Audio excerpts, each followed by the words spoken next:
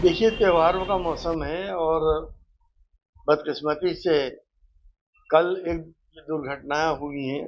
बरेली के अंदर जो प्रॉब्लम हुई है, मैं तो ये समझता हूँ कि हम सभी को, हिंदू मुसलमानों को, ना तो किसी अफवाह पे ध्यान दें जब तक कि आप उसकी पूरी इंक्वायरी खुद ना कर लें। हकीकत हो तो कानून के दायरे में रह के अपने अधिकारियों से शिकायत की जाए।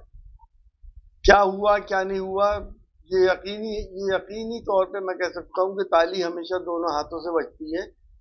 किसी भी पक्ष को इस वक्त ऐसा कोई काम ना करे कि जिससे कि लोगों के जज्बात भड़क जाएं। और ये इशू जो है, ये बहुत इम्पोर्टेंट इशू है और ये बहुत सेंसिटिव इशू है। मेरी अधिकारियों से और प्रशासन से ये दरख्वास्त है कि बहुत ज़्यादा एहतियात से काम करें, क्योंकि ये मुसलमान के जज्बात ही नहीं बल्कि ईमान से जुड़ा हुआ मामला है। इस नाम के ऊपर, सल्लल्लाहु अलैहि वसल्लम के नाम के ऊपर आदमी जज्बाती हो जाते हैं और हमारी ईमान की भी पहली सीढ़ी हमारे आका से मोहब्बत है। उनके लिए हर मुसलमान किसी भी हद तक जा सकता है। इसलिए ज़रूरत आज इस बात की है कि हमारा पुराना जो भी सौहार्द है वो उसे बरकरार रखा जाए, प्यार मोहब्बत बरकरार रखी जाए। और होना तो ये चाहिए था कि जो हिंदू भाई अपने पोस्टर लेके निकल रहे हैं वो, और हमारे आका का पोस्टर, एक हाथ में ये पोस्टर हो और दूसरे हाथ में दूसरा पोस्टर हो, ताकि हमारे देश का सौहार्द बना रहे।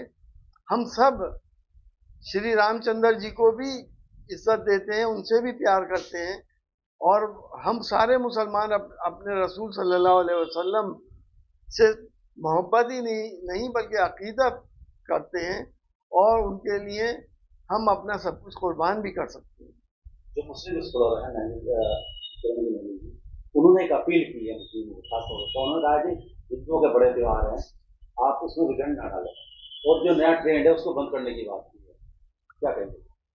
देखिए, हर मुसलमान की ये कोई एहसास होना चाहिए कि हमारे जो पड़ोसी हैं, हमारे भाई हैं, हिंदू भाई, उनके त्यौहार हैं, उनके साथ उनकी खुशियों में शामिल होकर उनके साथ खुशियां मनाएं और माहौल को अच्छा रखें। उनके त्योहारों में कहीं से कहीं तक भी कोई ऐसी परेशानी नहीं आनी चाहिए कि जिससे कि बाद में हमारे ऊपर एक्शन हो, मुसलमानों पे एक्शन हो और बरसों तक वो एक्शन ना निमट पाए और घरों के घर बर्बाद हो जाए। इस वक्त अपने जोश को होश के ऊपर हावी मत होने दीजिए। प्यार मोहब्बत की फिजा बनाए रखिए, एकता की फिजा बनाए रखिए। जैसे हिंदू भाई हमारा हर त्योहार में हमारा साथ देते हैं, वैसे हम मुसलमान भी हिंदू भाइयों के त्योहारों में उनका साथ दें।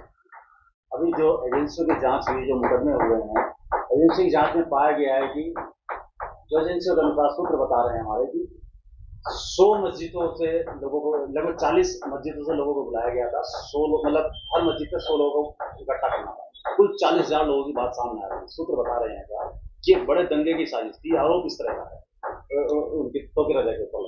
देखिए, अगर ऐसी साजिश है तो हमारी जितनी भी एजेंसीज हैं, इंटेलिजेंस एजेंसीज हैं, वो इसका पता निकालेंगी। और उन्होंने अब तक पता निकाला क्यों नहीं और पहले से आगाह क्यों नहीं करा था?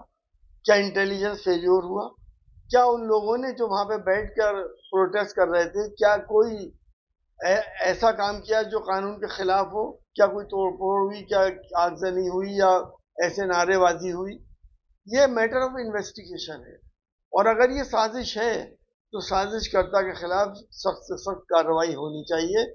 हम अपना प्यार मोहब्बत और देश का गंगा जमनी तहजीब को बर्बाद नहीं कर सकते।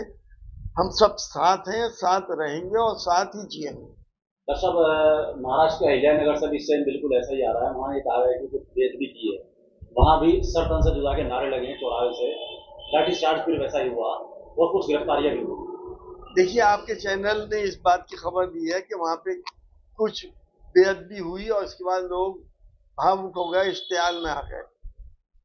तो ये प्रशासन की जिम्मेदारी है कि जो लोग कानून तोड़ रहे हैं या जो लोग भड़का रहे हैं, बराबर का साथ, बराबर दोनों के साथ इंसाफ हो, और दोनों लोगों को, चाहे वो भड़कने वाले या भड़काने वाले, दोनों को बराबर की सजा मिलनी चाहिए।